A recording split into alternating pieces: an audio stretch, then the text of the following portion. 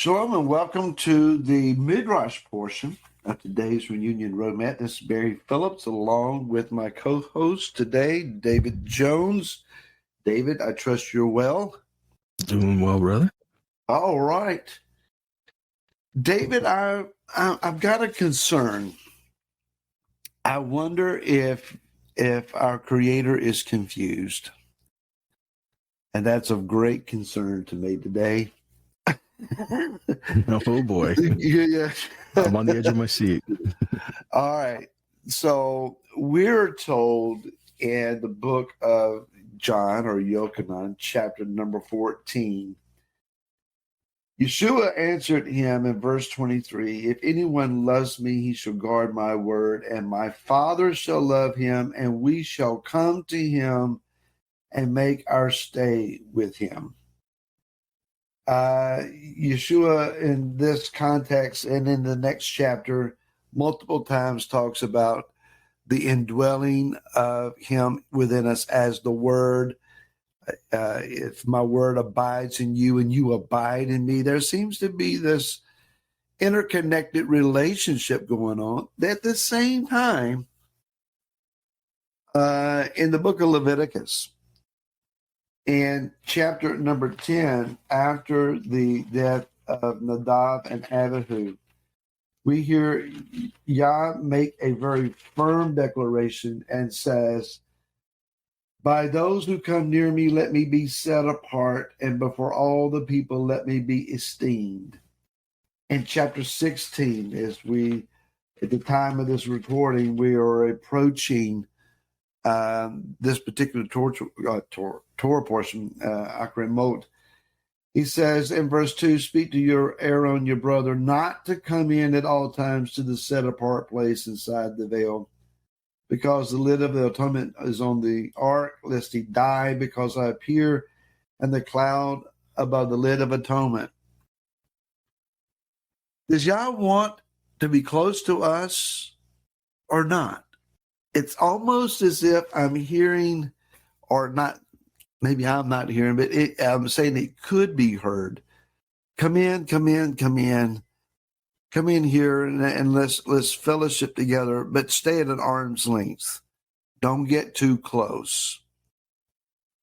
Yet Yeshua is offering what seems to be a much more intimate opportunity. It's kind of like Marcion's mindset that one side of the book is judgmental and restricting, and the other side of the book is open and inviting. Now, I know that's an oversimplification here, but I think that the both sides of the book must say the same thing. So what are the intended words being spoken to us here? Are we allowed to get close to him? As much of our praise and worship music suggests, we're going to have this super intimacy with the Creator and crawl up in his lap and say, "Daddy, this is what I need from you." Or is he saying, "This close but no closer"? Being confused about this, I came to the only person I know that can straighten me out. So David, straighten me out this morning. Well, good luck with that one. You're welcome. My mind is racing with so many thoughts right now that I can't keep my thoughts really straight at the moment, to be honest with you. I think from the beginning, Yahweh, after he created mankind, wanted to dwell with mankind. I don't think that's changed. I feel that was the idea from the very beginning of everything, to dwell with that which he created. He loved what he created. And so to dwell with what he created has been the idea from the beginning. But what we learn through the scripture, especially reading through the book of Vayikra, Leviticus, is that sin and uncleanness, not just sin, because sin is unclean, but not all unclean is sin. Some areas of unclean are just by living in this world, and if you touch the dead body, it's unclean. If you touch blood, I mean, there are different things that can make unclean. But sin and uncleanness separates us from Yahweh. So what we find in the book of Exodus, after Yahweh redeems his people, brings them out and says, and I will take you, you will be my people, I will be your God. And then he says, I want you to build me a mishkan that I may dwell among you. Not getting deep into that, but that word betocham, to dwell among you, literally means to dwell within you. And in the very core of you, not just living next to you. So they build a tabernacle, and after the tabernacle is built, the glory of Yahweh came and dwelt in the tabernacle, and his presence was so strong there that nobody could enter in. Well, doesn't that defeat the purpose? Doesn't that defeat the point? That's kind of our thought here today. Wait a minute, you said you wanted to dwell within us, and now we can't even like sidle up next to you. So how does this coincide? Right. So here, Yahweh shows us, I want you to approach, but you can't just approach on your terms, because it's your terms that chose to eat from the tree of the knowledge of good and evil. Oh. We were meant to partake of the tree of life. Because you notice he said there's only one tree I don't want you to eat from, and that was the tree of the knowledge of good and evil. We were intended to eat from the tree of life, but we chose to eat from the tree of the knowledge of good and evil. So to have his life in our midst, which I believe the tree of life is also represented in one way by the menorah, which is also a representation of Yeshua, the light of the world, one that was to give light to the world. Uh-huh. So we come to him in his way, in his approach. He wants us to dwell with him, and he wants to live within us. And the tabernacle and the temple, again, we can really spend a lot of time on that, but I know we're not going to today.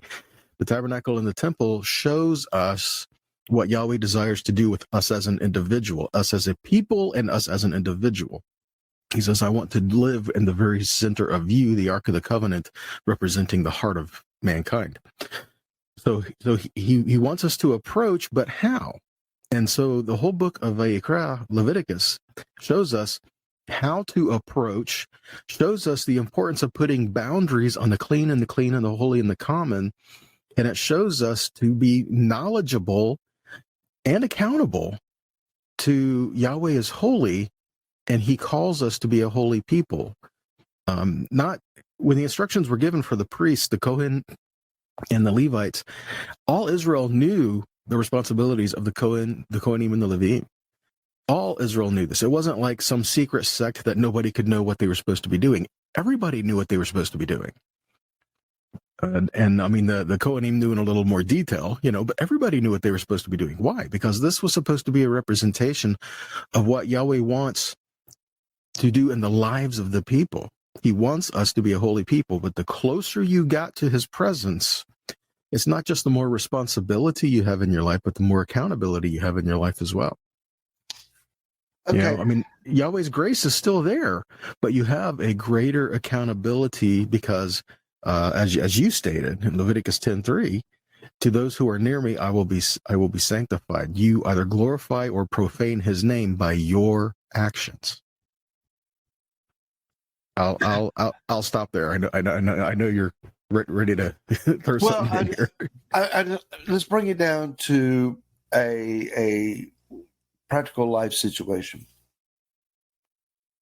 Someone through some life experience feels distant. They're desperately needing Yah. They're desperately needing his healing, his encouragement, his compassion, these merciful traits that he offers of himself to us, and yet they feel disconnected and distant. It's the proverbial, where are you when I need you so much mindset. Is it that he is distant from us, or that we have distanced ourselves from him? He's unchanging. He's unmovable.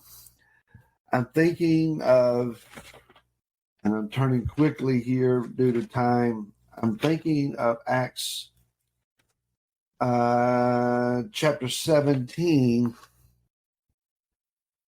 verse 27, to seek the master if at least they would reach out for him and find him, though he is not far from each one of us.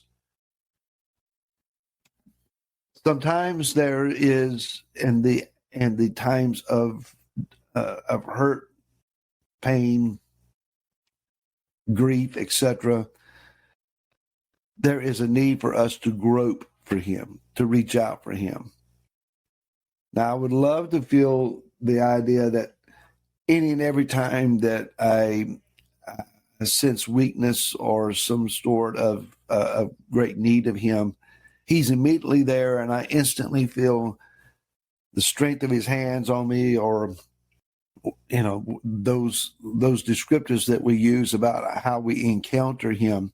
Sometimes, David, it's as if we need to grope for Him, feel after Him, to find Him, because it's in that process of our reaching and searching for Him that we discover there's more to Him than what we have previously known. We can get very, very easily trapped into phrases and I'm struggling here to describe lines out of a song. I think of the old song, He's just as close as the mention of His name. Well, sometimes you call out His name and you don't feel Him. We can pray a favorite verse and expect that something that's instantly going to change. It doesn't always work that way. Sometimes there is a need to search, to feel, to grasp for Him, because there's more to Him to be realized than what we have previously known. It's in the stretching, it's in the reaching for that we grow.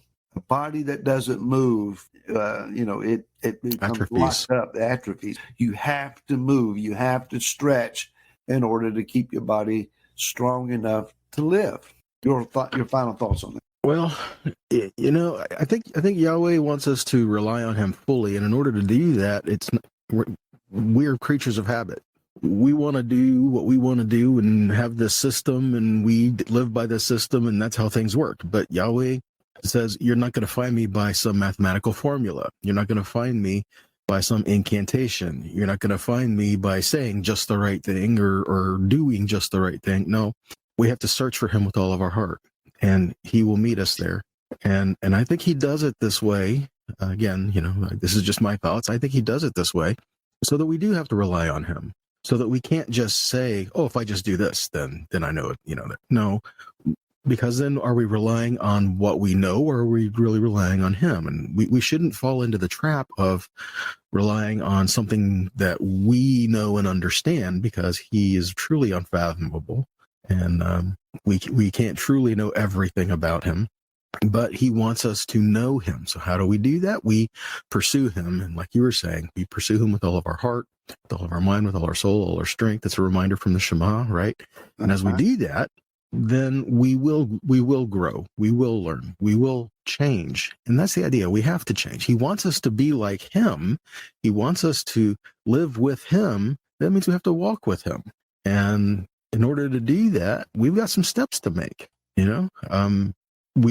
we have to change, because He doesn't. And so to come to His presence, we have to take those steps. He's holding His arms out to us, and He's drawing us in, but He's not like dragging us by the hair, Right. So we've got to be willing to take those steps in order to change, to follow Him. And like you said, Yeshua said, if you love me, keep my commandments. There is a reciprocal relationship to covenant that we don't really have the time to go into today, but I do believe, like you were saying, there are times you don't feel things. Well, part of it could just be because there's sin in our life we haven't come to terms with. There's the fact that we live in an unclean world, but Zechariah 13 says there's a fountain that will be open to the house of David, the inhabitants of Jerusalem, to cleanse them from sin and uncleanness. And I believe that's Yeshua, that He will cleanse us from sin and uncleanness so that we can come into His presence and serve Him with all of our heart, soul, mind, and strength, everything, all of our body, cleanse our conscience so that we can live before Him and be able to be in His presence. And if we do, not really if, but when we fall, we have an advocate, Yeshua, to go to the Father for us. But in the meantime, we need to learn His ways. Yes, indeed. And something else we have to learn. We're out of time. So we really appreciate you tuning in, listening to this portion of our broadcast. If you like to leave us questions and comments, you can do so at Reunion Roadmap at B'nai Yosef, NA gmail.com.